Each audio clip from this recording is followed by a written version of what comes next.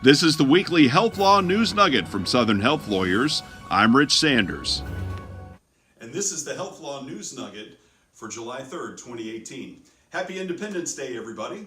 As you can tell, we're a little bit late on getting our first two news nuggets out for the month of July, but it's been a crazy summer so far. Hope you're having a great summer wherever you are watching the news nugget. On the 4th of July, we were able to go watch the Peachtree Road Race right in front of our church on Peachtree Street, and watching 60,000 people stream by in this great grand event that Atlanta sponsors every year was just terrific, as it always is. After we went to the road race, we went to, as is our tradition, our favorite bagel store in town. And as we parked the car and got ready to go inside, I noticed a young man in a car in July heat, sitting there with the windows rolled down, just in the middle of the parking lot, reading a book called Think and Grow Rich.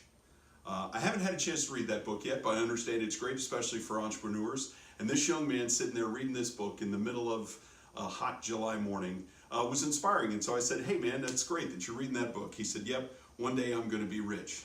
And by the time we got out of the bagel store, he was already gone, because I noticed as I was heading in that he had a sticker that showed he was a Lyft or Uber driver.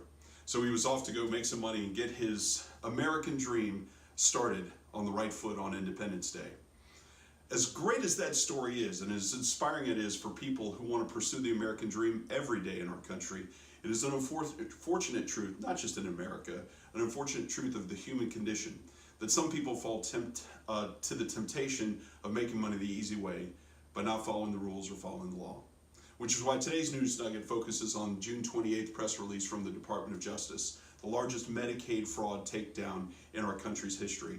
On June 28th, the DOJ, in coordination with Medicaid fraud units all over the country, arrested a total of 601 individuals, many of them physicians, nurse practitioners, and PAs with prescriptive authority in many states throughout the union. Over 100 arrested in South Florida, over 100 arrested in the Dallas metro area and in South Texas, in a coordinated effort by our Department of Justice to crack down specifically on opioid abuse. I don't typically do this on the news nugget, but I'm going to read you a couple of sentences from the press release and Attorney General Jeff Sessions, because it bears on this guy, I think, and the way people tend to pursue the American dream, either following the rules and going the right way, and sometimes not so much. In the press release on June 28th, the Attorney General said, in many cases in this crackdown, doctors, nurses, and pharmacists take advantage of people suffering from drug addiction in order to line their pockets. That's why this Department of Justice has taken historic new steps to go after fraudsters, including hiring more prosecutors and leveraging the power of data analytics. So for those of you who've been watching the news nugget this year, you know we've talked about things like bills in Congress that are going to increase enforcement and reconnaissance on opioid abuse. We talked about this year's federal budget for the fiscal year of 2018, which has increased funding for enforcement efforts like we just saw last June.